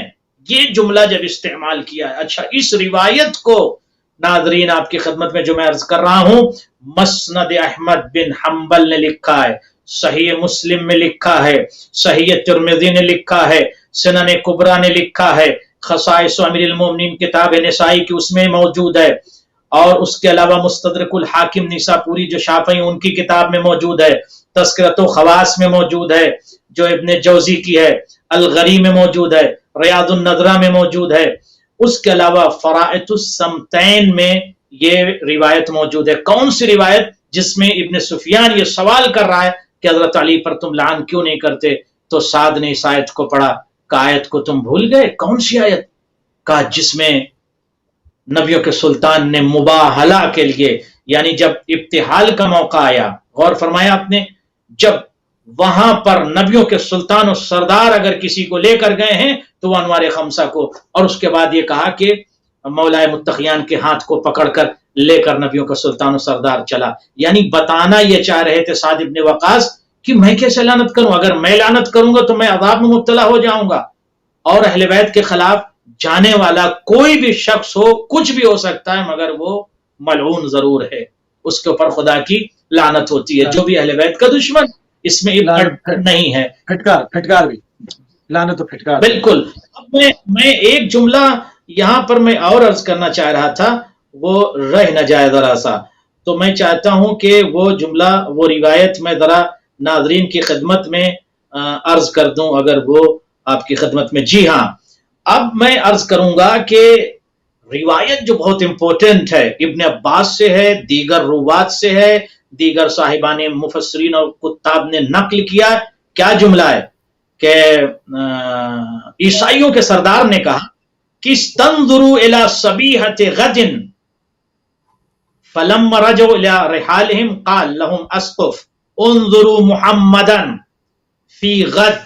اے میرے لوگوں، لیڈر سردار اپنے لوگوں سے کہتا ہے، غور کیجئے گا آغا موسوی، لیڈر عیسائیوں کا اپنے لوگوں سے کہتا ہے کل تک انتظار کرو، اگر نبیوں کے سردار فَإِنْ غَدًا بِوَلْدِهِ وَأَهْلِهِ فَاحْذَرُوا مُبَاحَلَتَهُ، اگر وہ اپنے بیٹوں کے ساتھ آئیں، اپنے اہل بیت کے ساتھ آئیں تو ہوشیار رہنا، مباہلہ مت کرنا۔ وَإِنْ غَدًا بِأَصْحَابِهِ، بالکل صاف لفظ لکھا ہے، مگر اگر نبی اصحاب کے ساتھ آتے ہیں فَبَاهِلُوهُ، مباہلہ کر لینا، فوراً مباہلہ کر لینا۔ اس کے بعد دلیل کیا دیتا؟ فَإِنَّهُ عَلَى غَيْرِ شَيْءٍ، غور فرمایا آپ نے، یعنی اہل بیت کے علاوہ اگر اصحاب کے ساتھ آ جاتے ہیں تو کوئی مشکل نہیں، فوراً مباہلہ کر لیں۔ اللہ فَإِنَّهُ عَلَى غَيْرِ شَيْءٍ، یعنی نہ کوئی امپورٹنس نہیں۔ وہ یہ کیسے جانتا تھا؟ اس کے پاس اس کے جاسوسوں کے ذریعے سے معلومات تھی، یا آیا اس نے توریت اور انجیل اور زبور کے نسخے آسمانی دیکھے تھے ان میں؟ کیونکہ اہل بیت علیہ السلام کا ذکر تمام آسمانی کتابوں میں مختلف ناموں کے ساتھ ہے۔ اس نے یہ مصادر کہاں سے لیے تھے؟ کیونکہ یہ بڑا دقیق بات اس نے کی ہے، مطلب یہ جوش خطابت میں بات نہیں ہو سکتی ہے، یہ اس کی بڑی پیچھے اس کے ریسرچ ہے۔ جزاکم اللہ۔ اب میں یہاں پر یہ بات بہت ہی ذمہ داری سے عرض کر دوں، تورات، انجیل، زبور، قرآن اہل بیت کے فضائل سے بھری ہوئی یہ کتابیں ہیں۔ ان کے جو خبراء تھے، ان کے جو عقلاء تھے، ان کے جو علماء تھے، ان کے جو نجباء تھے، उन लोगों ने बाकायदा अहले बैत की फजीलत को, फवाइल को पढ़ रखा था, इनको मालूम था अहले बैत अताहार कौन है। और ये भी मैं जुमला अर्ज कर दूं, ये पहले ही डिसाइड हो गया था, ये पहले ही डिसाइड कर लिया था कि अगर अहले बैत के साथ आएंगे तो मुबाहला नहीं होगा। इसका मतलब ये नहीं है कि जब पहुंचे हैं तब मुबाहला कैंसिल हुआ, नहीं, ये पहले ही सरदार ने कह दिया था। सरदार ईसाई ने पहले ये डिक्लेयर कर दिया था कि अगर अहले बैत अताहार के साथ अबू इब्राहिम आए, नबियों के सरदार आए अहले बैत के साथ, तो मुबाहला मत करना, बट अगर असहाब के साथ आए तो कर लेना, कोई दिक्कत नहीं है, कोई मसला नहीं है। ये जुमला बाकायदा रिवायत का जो कोई दिक्कत नहीं, कर लेना। तो इसका मतलब वो जानते थे फजाइल को। मैं ये जुमला जरूर अर्ज करूंगा अहले बैत चैनल के जरिए से, याद रखें अहले बैत अताहार की फजीलत के मुअतरिफ ईसाई थे, और ईसाई समझदार थे, लानत से बच गए। मगर वहीं जो अपने आप को कुछ मुसलमान कहते हैं वो लानत के इशार में रहे और लानत में घिर गए, अभी भी लानत में घिरे हुए। तो ईसाई लानत से बच गए, दुनिया को बता गए, और ईसाई जानते थे फजीलत अहले बैत क्या है। और ले ले तो आपकी खिदमत में बिस्मिल्लाह। अस्सलाम वालेकुम रहमतुल्लाह।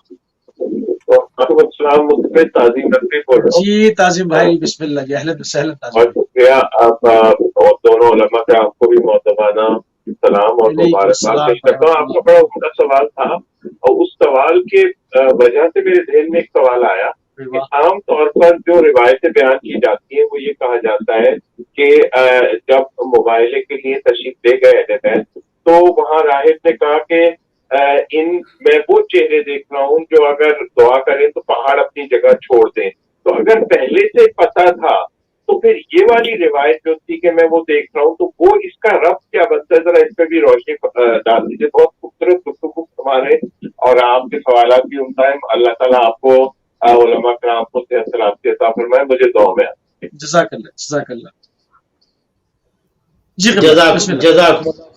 बेहतरीन सवाल कि इसमें इल्तिबास ना हो जाए, इसलिए मैं जरा इसे वादे कर दूं कि मुबाहला जब हुआ, लफ्ज मुबाहला है मुफाअला के वज़न पर, मुबाहला तो हुआ नहीं, मुबाहला नहीं हुआ। आप कॉल ले लें तो मैं इसको मुकम्मल। अस्सलाम वालेकुम रहमतुल्लाह। वालेकुम सलाम व रहमतुल्लाहि व बरकातहू। नबी करीम सल्लल्लाहु अलैहि वसल्लम की अगर पूरी दुनिया के उलमा, पूरी दुनिया के जितने भी पीर हैं, जो कुछ भी हैं, स्कॉलर हैं, पूरी दुनिया के मिल जाए ना तो नबी करीम की एक सांस के बराबर नहीं है, एक सांस जो उन्होंने लिया इस दुनिया में। तो ये नबी करीम सल्लल्लाहु अलैहि वसल्लम की हैसियत को अगर माना जाता सही तरीके से तो आज उनकी हस्ती को रास्ते से हटाकर ईद ना मनाई जाती। रास्ते से हटा के क्या मकसद, बात वाज़ेह कीजिए। कुरान की आयत का इनकार कर रही हैं आप, मुबाहिला की आयत का। जी लाइन पे हैं? जी जी जी क़िबला।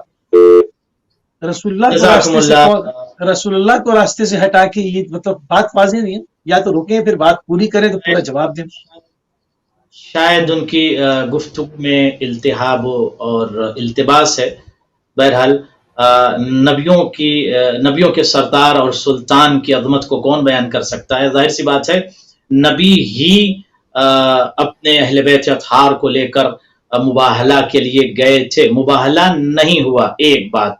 दूसरी बात यह है कि ये भी मैं जुमला अर्ज कर दूं कि ईसाइयों के सरदार ने पहले ही ये जुमला कह दिया था कि अगर अहले बैत के साथ आए तो मुबाहला मत करना, तो मुबाहला कर। दूसरा जुमला जो है, जब अहले बैत उनके चेहरों ईसाइयों के सरदार। जी कॉल ले लें। सलाम अलैकुम रहमतुल्लाह। वालेकुम सलाम। अगर भाई मैं नवाज बात पैसा कर रहा हूँ। जी जी बिस्मिल्लाह। मुबाला उसके बाद अरे कुफर, जी जी यानी हकू बातिल का मुकाबला था, यानी अहले बैत में जल्दी आगा टाइम कवर है गया। जी बिस्मिल्लाह बिस्मिल्लाह, जल्दी से फरमाइए, सवाल कीजिए। तो हक को फतह हुई और बातिल को शिकस्त हुई। ऐसे ही जैसे यजीद फरीद को बातिल को मैदान हार गया, اور امام علی مقام علیہ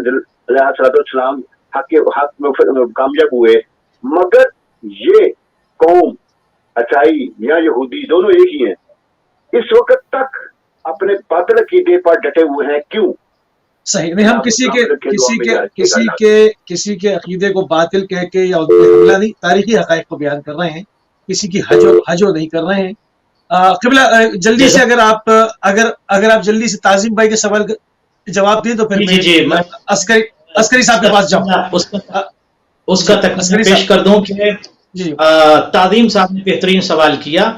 پہلا جواب اس کا یہ ہے کہ عیسائیوں نے جو پہلے ڈکلیئر کر دیا تھا کہ اصحاب کے ساتھ آئیں گے تم مباہلہ کرنا، ڈونٹ وری اباؤٹ دیٹ، کوئی مسئلہ نہیں، کر لینا اصحاب کے ساتھ آئیں تو، بٹ اہل بیت کے ساتھ آئیں تو نہیں کرنا، یہ واضح اور پہلے بات ہو چکی تھی. اب یہاں پر جب عیسائیوں کے سردار نے یہ کہا کہ انی لارا وجوہن، ہم ایسے چہروں کو دیکھ رہے ہیں، اگر یہ اشارہ کر دیں تو پہاڑ اپنی جگہ چھوڑ دے، پہاڑ چلنے لگے، تو یہاں پر تردید نہیں ہے ما سبق گفتگو کی، بلکہ یہاں پر فضیلت ثانی بیان کر رہے ہیں. وہ اہل بیت کی فضیلت کو بیان کیا ہے عیسائیوں کے سردار نے، تمام عیسائیوں کے سامنے، بلکہ پوری دنیا اور یونیورس کے سامنے. ارے یہ وہ شخصیت ہمارے سامنے آ رہی ہیں، ایسے چہروں کو ہم دیکھ رہے ہیں، یہ فضیلت بیان کر رہے ہیں کہ یہ پہاڑوں کو چلا سکتے ہیں، اگر یہ اشارہ کر دیں تو پہاڑ چلنے لگے. تو پہلے ڈکلیئر کر دیا کہ ان کے مباہلہ نہ کرنا، یہ اس قدرت کے مالک ہیں، اس قوت کے مالک ہیں کہ یہ پہاڑوں کو چلا سکتے. تو یہ صحیح. عسکری صاحب، کیا مباہلہ اس دور میں بھی ممکن، کیا مباہلہ ہو سکتا ہے؟ بسم اللہ الرحمن الرحیم. جی اس دور میں بھی مباہلہ ہو سکتا ہے، اور معصومین کی روایت کے مطابق میں چھٹے امام کی ایک روایت سے اس بات کو آگے بڑھاؤں گا کہ چھٹے امام فرماتے ہیں، اپنے کسی صحابی سے آپ روایت میں نقل کرتے ہیں کہ اگر تم سے کوئی مخالف بحث کرے اور حق ماننے کو تیار نہ ہو تو تم اسے کہنا آؤ مباہلہ کر لیتے ہیں. ٹھیک ہے، یعنی ولایت کے باب میں اگر آپ کسی سے ڈیبیٹ کریں، کسی سے بحث اس کی شروط و کنڈیشنز کیا ہوں گی، مطلب اس کی کس طرح سے کیا جائے، کیا بتایا گیا ہے؟ جی میں عرض کرتا ہوں، تو اس کو بس میں مکمل کر کے پھر شرائط آپ کی خدمت میں عرض کرتا ہوں کہ اگر فرض کیجئے مثال کے طور پہ امامت یا یعنی اس سے ایک بات اور واضح ہو جاتی ہے کہ مباہلہ صرف کفر اور اسلام کے بیچ میں نہیں ہے. خود مسلمان آپسی اپنے فرقوں کے درمیان بھی مسلمانوں کے دوسرے فرقوں سے ہم مباہلہ کر سکتے ہیں. چھٹے امام کی روایت سے واضح ہو رہا ہے. مثال کے طور پہ جیسے مباہلہ اصل جو ہوا قرآن میں وہ عیسائیوں کے ساتھ ہوا، اہل کتاب کے ساتھ ہوا، لیکن اس کے بعد جو روایات نے اس کی تشریح کی ہے آج کے دور میں بھی فرض کیجئے. اور میں گزارش کرتا ہوں ایک مثلا علمی بحث و گفتگو کے پلیٹ فارم کو اور فورم کو کھلا رکھنا چاہیے. جتنے بھی دوسرے مذاہب کے دانشور ہیں ان سے گزارش ہے کہ وہ آئیں آپس میں بیٹھ کے گفتگو کریں. اور قرآن کی وہ آیت ہے فبشر عبادی الذین یستمعون القول فیتبعون احسنا، کہ میرے ان بندوں کو بشارت دیجئے وہ بہت ساری باتیں سنتے ہیں اور ان میں سے جو سب سے اچھی ہوتی ہے اس کو انتخاب کرتے ہیں. تو یہ باب کھلا رہن دیں. ہاں جہاں علمی بحث و مناظرے سے بحث و گفتگو سے تھک جائیں، ایک دوسرے کی بات کو یعنی ماننے پہ تیار نہ ہو، تو وہاں پھر معصوم نے کہا مباہلہ کرو. چھٹے امام کی روایت کے مطابق کہ اگر کوئی مخالف تم سے بحث کرے اور وہ ماننے کو تیار نہ ہو، تمہاری ساری دلیل برہانے، جتنے بھی براہین ہیں تمہارے، جتنی بھی حجتیں ہیں، تم ان کے سامنے پیش کرو، وہ ماننے کو تیار نہ ہو تو ان سے کہو آؤ مباہلہ کرتے ہیں. تو مباہلہ صرف کفر اور اہل کتاب سے مخصوص نہیں ہے بلکہ مسلمانوں سے بھی مباہلہ ہو سکتا ہے. اب سوال یہ کہ مباہلہ کا معنی تو قبلہ نے بیان کر دیا ہوگا ڈیفینیٹلی پروگرام کے آغاز میں صرف اس کے شرائط آپ کی خدمت میں عرض کرتا چلوں تاکہ مباہلے کے شرائط کیا کیا. سب سے پہلی دیکھیے چند بنیادی شرطیں ہیں مباہلے کی. مباہلے کی سب سے بنیادی شرط ہے اخلاقی شرط، یعنی جو علماء نے جو شرائط بتائیں کہ 3 دن تک انسان اپنے آپ کو اخلاقی اعتبار سے پاک و پاکیزہ اور خالص رکھے. یعنی اس طرح رکھے کہ جب بارگاہ خدا میں وہ دعا کے لیے اپنے ہاتھوں کو بلند کرے یا تضرع کرے تو صرف زبان نہیں، اس کی آنکھیں بھی اللہ کی بارگاہ میں تضرع کریں، یعنی اس کی آنکھوں سے اشک، یعنی اس کی روح، کیونکہ اس کے لیے نفس کا ملائم ہونا، پاکیزہ ہونا اور روحانی طہارت کا ہونا بہت ضروری ہے. تو 3 دن تک شرط یہ ہے کہ انسان اپنے اخلاقی اعتبار سے اپنے آپ کو پاک و پاکیزہ رکھے. ایک سب سے پہلی شرط. 3 دن تک مثال کے طور پہ اپنے خورد و خوراک میں احتیاط کرے، 3 دن تک اپنے بول چال میں احتیاط کرے، 3 دن تک اپنے معاملات میں احتیاط کرے، 3 دن تک اپنے نگاہوں کو، اپنے فکر کو ہر اعتبار سے پاکیزہ رکھے. یعنی گویا وہ جو ایک لفظ ہے جیسے جانوروں کا استبراء ہوتا ہے کہ مثال کے طور پہ مرغی نے اگر کوئی چیز نجاست کھا لی ہے تو 3 دن تک اس کا استبراء ہوتا ہے، یعنی 3 دن اس کو پاک غذا دیجیے تو وہ اس کے اندر پاکیزگی آ جاتی ہے. تو یہی حال ہے، 3 دن تک ایک انسان اپنے وجود کا استبراء کرے. استبراء یعنی برات حاصل کرنا، نفس کو پاک کرنا. ٹھیک ہے، تو آپ کی خدمت میں عرض کریں 3 دن اخلاقی اعتبار سے اپنا سب سے پہلی شرط اخلاقی اعتبار سے خود کو پاک و پاکیزہ رکھے. دوسری شرط 3 دن تک روزہ رکھے. ٹھیک ہے، اس نیت کے ساتھ کہ خدایا میں یہ روزہ رکھتا ہوں قربتاً اللہ. اور تیسرے دن جب طہارت اس کے بعد وہ یعنی مباہلے کی نیت سے غرض سے روزہ رکھے. تیسری شرط یہ ہے کہ جس دن مباہلہ ہو اس دن یعنی تیسرے دن جو ہے وہ طلوع آفتاب سے قبل وہ غسل کرے، ایک مثلا غسل کے ساتھ جائے. اچھا، چوتھی شرط یہ کہ صحرا میں جائے، ڈیزرٹڈ علاقے میں جائے، صحرا میں جا کے کیا نام ہے وہ جا کر جو ہے وہ اس مباہلے کو انجام دے. اس کے بعد 5ویں شرط یہ ہے کہ طلوع فجر سے لے کر مباہلہ طلوع آفتاب کے بیچ میں ہونا چاہیے، یعنی ان دونوں وقت کے بیچ میں. مثال کے طور پہ فرض کیجیے 1 گھنٹے 25 منٹ کا اگر مثلا ٹائم ہے تو اسی 1 گھنٹے کے 25 منٹ کے بعد نماز صبح کے بعد نماز فجر کے بعد یہ مباہلے کا وقت شروع ہوتا ہے اور یہ طلوع آفتاب سے قبل تک رہتا ہے. اس کے بعد جو ہے یعنی مباہلے کا وقت نہیں ہے. اور چھٹی شرط یہ ہے کہ جب مباہلے کے لیے جائے تو اپنے رائٹ ہینڈ کی یہ انگلیاں جو ہے ٹھیک ہے وہ اپنے فریق کے دائیں ہاتھ کی انگلیوں میں ڈال کے اور یوں ہاتھ کو بلند کر کے بارگاہ خدا میں گریہ و زاری کے ساتھ تضرع کرے. اور اس کی ایک خاص دعا ہے وہ میں آپ کی خدمت میں پیش کر دیتا ہوں تاکہ وہ دعا جو ہے وہ ناظرین کو بھی معلوم رہے کہ جب اللہ کی بارگاہ میں مباہلہ کرنا ہے تو کیا دعا کرنی چاہیے. اس وقت یہ دعا پڑھے، خدایا، کیونکہ اب یہ لفظ اس لیے میں دیکھ کے پڑھ رہا ہوں تاکہ سب کو معلوم، پروردگارا تو 7 آسمانوں کا خالق ہے اور پروردگار ہے، اور 7 زمینوں کا پروردگار اور خالق ہے. تو زمین 7 آسمان و زمین کے 7 تہوں کے اسرار و رموز و گویا ان کی حقیقتوں سے آشنا ہے. تو رحمان ہے، تو رحیم ہے. اگر ہمارا مخالف یعنی جو ہمارا جس سے ہم مناظرہ کریں، اگر ہمارا مخالف منکر حق ہے اور اس نے ایک باطل دعویٰ کیا ہے اور ایک باطل کلیم کیا ہے تو پروردگارہ آسمان سے ایسی بلا اس پہ نازل کر کہ وہ بلا اس کے لیے عذاب کا سبب بنے اور دردناک عذاب میں اسے مبتلا کرے. ٹھیک ہے، اور پھر اس کے بعد اس دعا کو دوبارہ پڑھے، خدایا تو 7 آسمان کا پروردگار ہے، 7 زمین کا پروردگار ہے، تو 7 آسمان و زمین کے اسرار و رموز سے آشنا ہے، تو رحمان ہے، تو رحیم ہے. پروردگار، اے میں پالنے والے میرے معبود، اگر میرا فریق، میرا مد مقابل اگر یہ جھوٹے دعوے یعنی گویا حق کا انکار کر رہا ہے اور باطل دعوے کو ثابت کرنا چاہ رہا ہے تو آن دم اس پہ ایک ایسا عذاب نازل کر، ایک ایسی مصیبت اور ایک ایسی بلا نازل کر کہ جو اسے گویا کیا نام ہے نابود کرے اور اسے برباد کر دے، تباہ کر دے اور اس کے لیے عذاب اور دوسروں کے لیے عبرت کا سبب ہو. اور اس کے بعد روایت کیا مفہوم کیا کہتی ہے کہ اگر وہ شخص مثال کے طور پہ کیا صحیح معنوں میں منکر حق ہوگا اور مدعی باطل ہوگا تو گویا مباہلے کے جو شرائط ہیں وہ فراہم ہوئے ہیں تو یقیناً اس وقت اس کے لیے عذاب آسمان سے نازل ہوگا. ایک شرط اور جو مباہلے کی وہ یہ ہے، ایک شرط اور مباہلے کی وہ یہ ہے کہ جو تمام شرطیں دعاؤں کے مستجاب ہونے میں علماء نے بیان کیا اور روایات میں ان کا ذکر ہوا ہے، زبان کی پاکیزگی، مثال کے طور پہ نجاست خوری سے دور رکھنا اور وہ تمام شرائط جو دعاؤں کے مستجاب ہونے کے لیے ذکر ہوئے ہیں، ان تمام گویا شرائط کا اور شروط کا بھی فراہم ہونا ضروری ہے تاکہ مباہلہ مؤثر ہو سکے. تو عرض کیا میں نے آپ کی خدمت میں اور ناظرین کی خدمت میں بھی کہ مباہلہ صرف رسول زمانے سے مخصوص نہیں ہے، گرچہ آیت رسول خدا کے زمانے کی تھی اور اہل کتاب سے تھی، لیکن یہ آیت اپنا مفہوم عام رکھتی ہے اور سبب نزول اس کے مخصوص ہونے کا سبب نہیں ہوتا. اور اس کے مذکورہ شرائط جو میں نے ابھی آپ کی خدمت میں ذکر کیے یہ وہ شرط ہے. ان شرائط کے ساتھ ہر دور میں، آج کے دور میں بھی ہم مباہلہ کر سکتے ہیں، چاہے مباہلہ ہم اہل کتاب سے کریں، چاہے مباہلہ مشرکین سے کریں، چاہے مباہلہ جو ہے مثال کے طور پہ ہم ایتھیسٹ سے کریں، چاہے مباہلہ ہم مثال کے طور پہ ان افراد سے کریں کہ جو الہی ادیان پہ اعتقاد و ایمان نہیں رکھتے ہیں، یا ہم مسلمانوں کے مختلف دیگر فرقوں سے کریں، مثال کے طور پہ توحید کو ثابت کرنے کے لیے مباہلہ کریں، رسالت کو ثابت کرنے کے لیے مباہلہ کریں، امامت اور ولایت، حتیٰ ولایت اہل بیت علیہ الصلوۃ والسلام کو، حتیٰ شہزادی زہرا سلام اللہ علیہا کی عصمت کو اگر کوئی اس میں شک کرتا ہے اس میں ہم اس کو ثابت کرنے کے لیے، ان تمام موضوعات کے لیے ہم آج بھی مباہلہ کر سکتے ہیں۔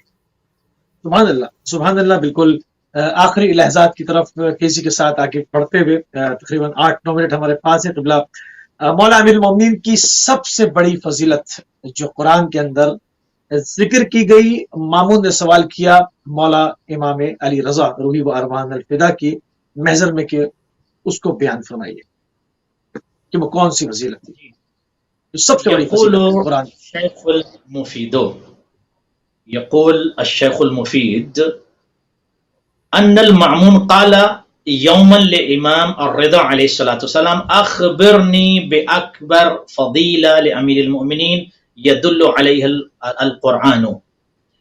ایک دن شیخ مفید کہتے ہیں کہ ایک دن مامون نے امام رضا سے سوال کیا کوئی ایسی فضیلت آپ بیان کیجئے، غور کیجئے گا، کوئی ایسی سب سے بڑی فضیلت بیان کیجئے کہ جس کا ذکر قرآن مجید میں موجود ہو۔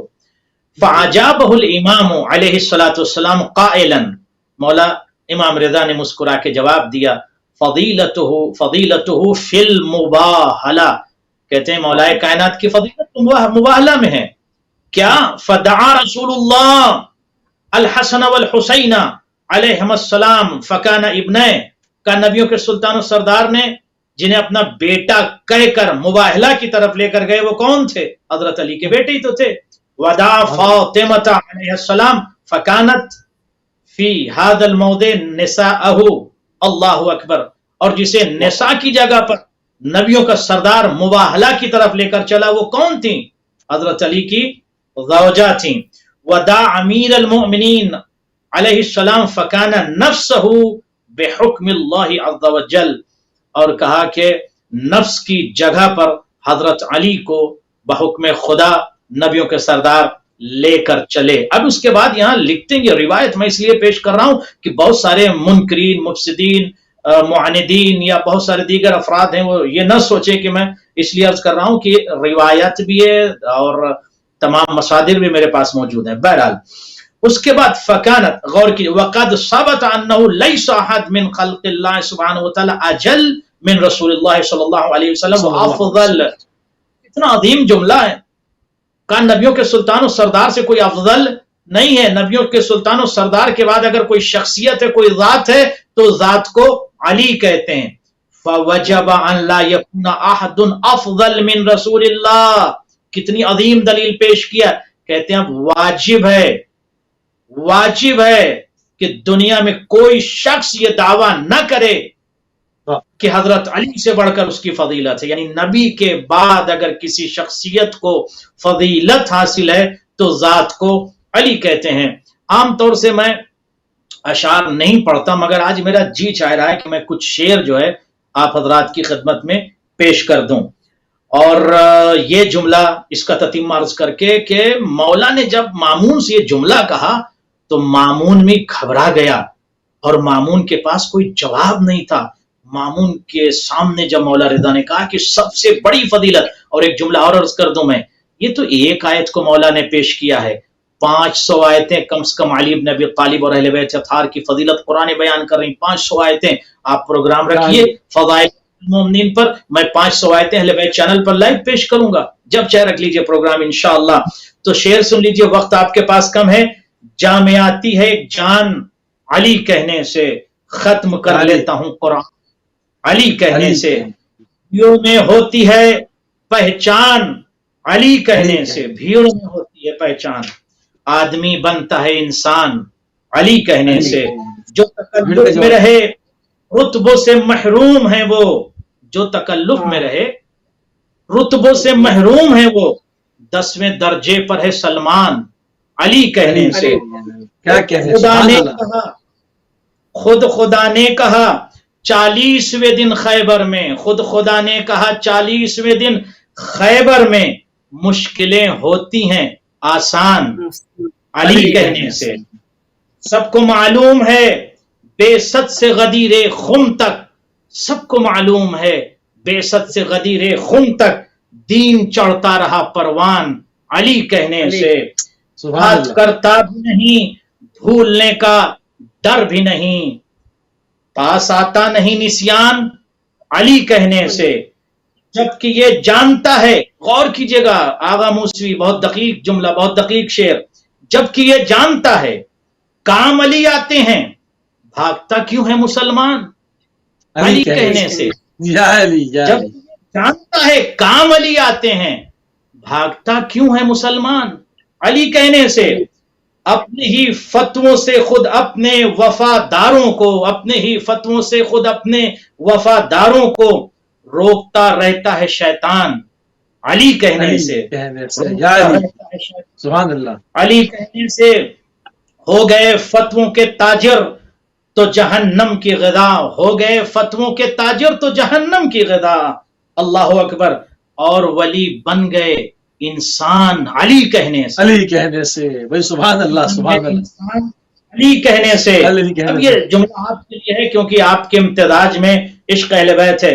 जिंदा होती है समाअत तो मजा आता है, जिंदा होती है समाअत तो मजा आता है। होते हैं मेरे कान अली कहने से, मीठे होते मेरे कान अली कहने से।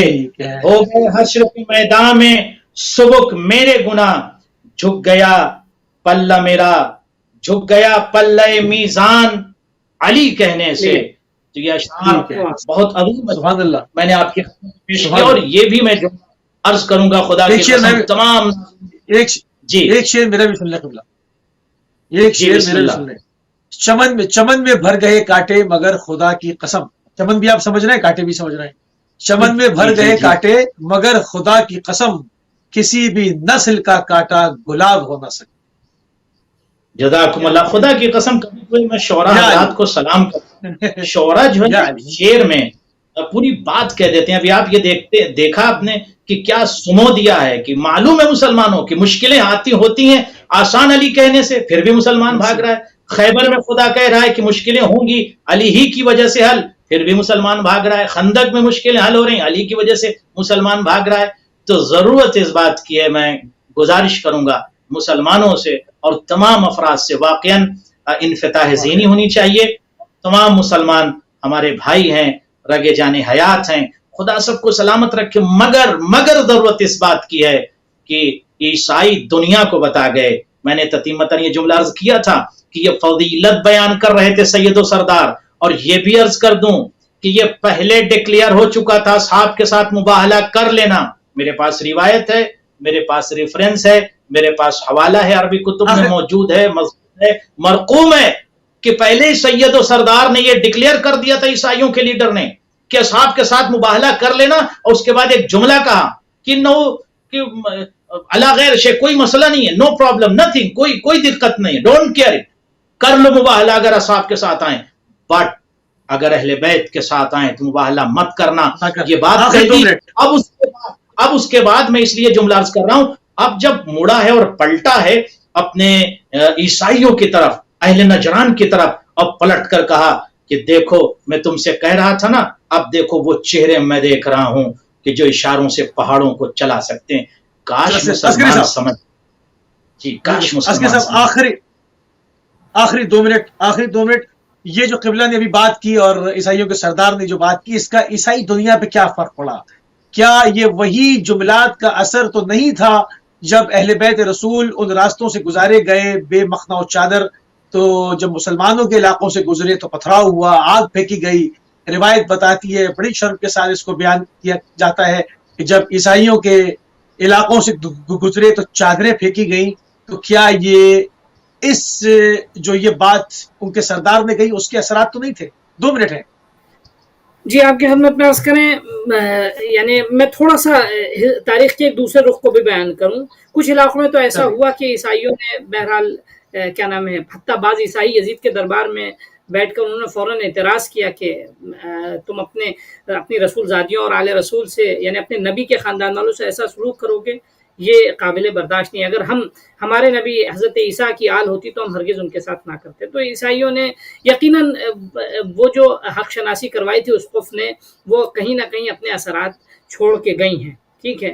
لیکن کہیں بہرحال تبلیغات کا بھی اثر ہوا. خود مثلا شام کے بازار سے یا کوفے کے بازار سے امام سجاد کا بھی قول ہے، بعض جگہوں پہ ایسا کیا عیسائیوں نے بھی کہ یہودی اور عیسائی سب جمع تھے جو متعصب قسم کے تھے شام میں خاص کر، تو ان سے باقاعدہ امام سجاد کے بقول کہ کہا کہنے والوں نے، منادی ندا کر رہا تھا کہ دیکھو یہ وہ لوگ ہیں کہ جنہوں نے تمہارے آبا و اجداد کو مارا ہے، اور گویا تم ان سے ان کے آبا و اجداد نے تمہارے آبا و اجداد کو قتل کیا، تم ان سے ان کا انتقام لے لو، ٹھیک ہے. تو اس طرح کی باتیں بھی ہوئی ہیں.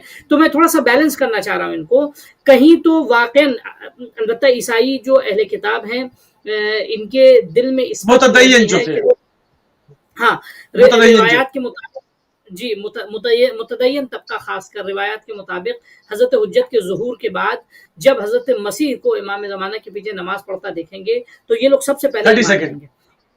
یعنی میں اپنی بات کو کنکلوڈ کر رہا ہوں.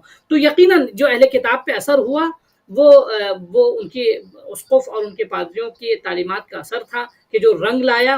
اور مسلمانوں نے بھی خاص کر شام میں یا دوسرے علاقوں میں جو انہوں نے ظلم و ستم کیا، وہ بھی گویا سفیانوں اور آل سفیان کے جو گویا تبلیغات اور ان کی اہل بیت کے خلاف گویا زہر افشانی اور بغض و حسد اور کینہ جو انہوں نے معاشرے میں رائج کیا تھا، اس نے بھی اپنا اثر دکھایا. تو مسلمانوں نے بھی کسر نہ رکھی اور بسا اوقات بعض جگہوں پر کچھ اہل کتاب نے بھی کسر نہ چھوڑی. لیکن ہاں کچھ مسلمان بھی منصف تھے، اہل کتاب بھی منصف تھے.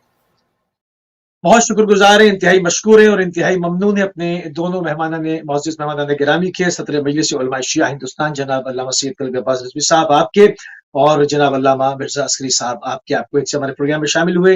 انشاءاللہ ایام مباہلہ ہیں اور جیسی